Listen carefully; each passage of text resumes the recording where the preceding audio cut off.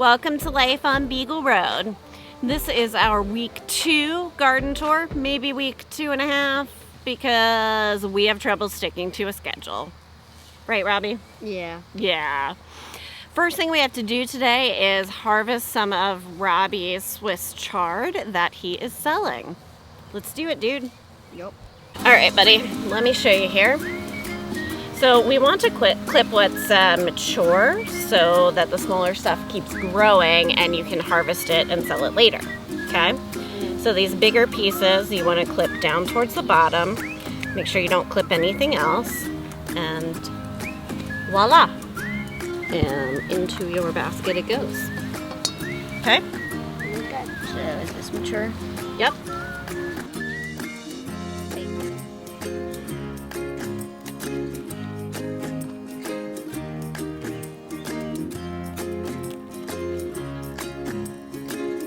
Alright.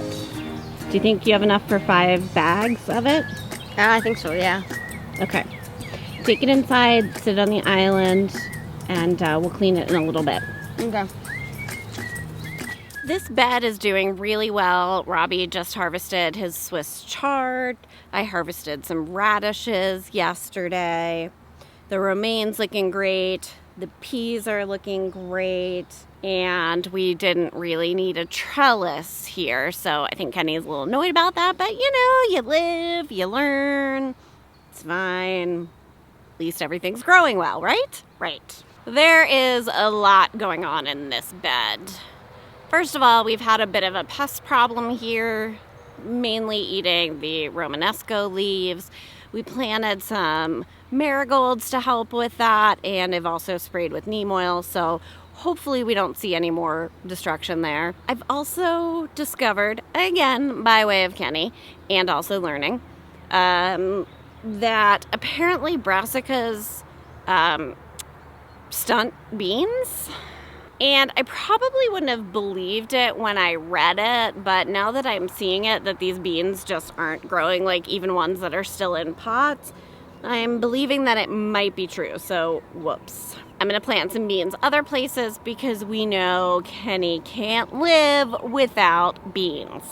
Can't do it. We also have a couple toads living in this bed. I joke that they stay because they have Stockholm syndrome. Bridget carries them around and talks to them a lot. She's a real animal lover, but she might love them to death. This bed of beans, however, is looking much better. Even our areas that had some frost damage are really recovering. And we did notice just a few pests here, but seems like the marigolds and neem oil really just stopped that right away. Here are black zebra plants. Looking good. We're getting there on these. And over there are still more things I need to plant, but the pile is dwindling. I have far fewer things to plant than I did a week or a week and a half ago. We have tons of blossoms on the tomatillo plants, which is super exciting. I can't wait to see that little purple fruit on there. Our next planting of Swiss chard is starting to come up. Really hoping to get an extra harvest out of that before it gets too hot. The baby romaine, it may just be a little too late. The soil may be just too warm at this point, but fingers crossed those are a couple popping up there and not just weeds. Ooh, here comes the rain. Our potatoes are looking awesome. Kenny is adding soil to them basically every day, and we come out and boom, more leaves sticking up. Check out this cute little sign I got Kenny for Father's Day. I just didn't catch the mail before he got it, so he got it early. What are you gonna do? The San Marzano tomatoes are looking really good, although I am starting to accept the fact that I will probably have to take out the 3 in the middle. It's just going to be too full and I'm not gonna get airflow. Bummer, but I will attempt to transplant them into a fabric pot. I don't know. We'll see how that goes. This bed of greens and a couple peppers is looking amazing. I cannot wait to force feed my family lots of salad. This cauliflower is loving life. I just hope that soon I start to see some actual cauliflower and not just cauliflower leaves. Cross all your fingers and toes and legs and arms and eyes and everything else for me, please.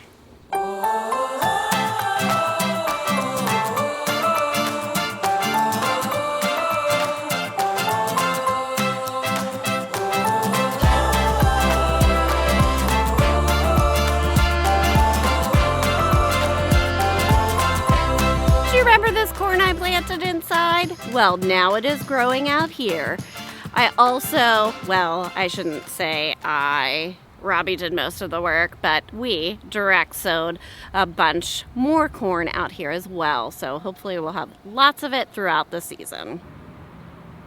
I've been carefully trellising my cucumbers up my giant arch.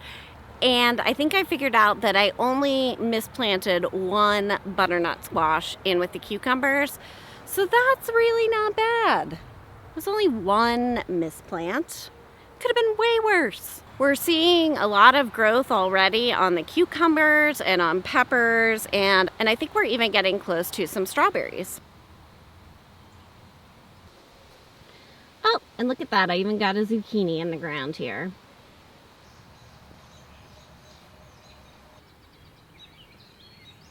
Trying to get some weeds. Don't see a whole lot. We got our last space here tilled up and planted. Lots of tomatoes and peppers in there. And oh, look, here is one of our 3 plants that we actually got to start from seed. It's a rainbow sweet pepper. Yesterday I went through and mulched a lot of the plants that had not been mulched with bedding from the barn. So already nice and fertilized. We've got goat poop, goat pee, some composting already happening and that stuff. So that will really feed the plants and also suppress the weeds. Let's see what's happening in the greenhouse. I'm going to call our initial test here with the mortgage lifters inside the greenhouse a success because they are much larger than any of our other tomato plants outside right now, including other mortgage lifters. I did not know they got as big as they do though, so that might be a bit of a challenge in here. Stay tuned for how that goes. We have sold a fair amount of plants this spring, and that is our last box to go to its new home. Let me show you what we're going to be working on next before we head up to the deck. What is this, you may ask? It is a 150-gallon fabric pot. Why do we even need that? Why do we even need that? That's what I said, Courtney. Why do we even need that? Why do we even need that? Yes, that is what I said. Why do we need a 150-gallon pot? Well, I'm glad you asked. Yes, Robbie, please come tell us. We're putting watermelon in it.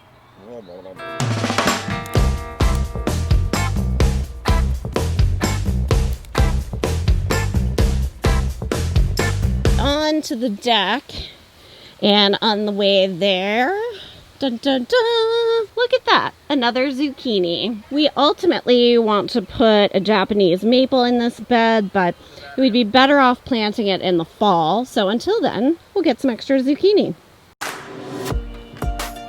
Hey, doggos. Hey, buddy. Hey, cute. Hey, money penny.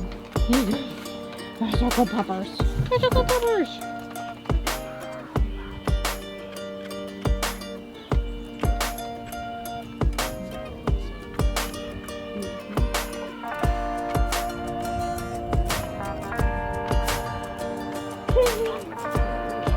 These are good puppers.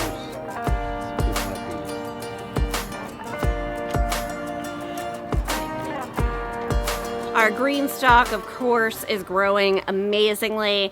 If you haven't started a garden yet this year, or you have an in-ground garden that you're struggling with, it is not too late to rescue it. We did the same thing last year, ordered our green stalks and planted a new garden and actually had a harvest. You can use our coupon code, there's a link in the description, and all your gardening dreams will come true. At least mine did. Kenny put in this nice new railing for me so the dogs and the kids stop jumping into and running through my flower bed out here. It's about half working. It's working with the kids, not so much with the dogs. They still run into it from the front yard, but we're getting there. And the thing I'm most excited about is this yellow peony that I bought on clearance at the end of the season last year is starting to bloom, and it looks amazing. Thanks for watching our garden tour and Robbie's first CSA harvest. We gotta go deliver some stuff. See you soon.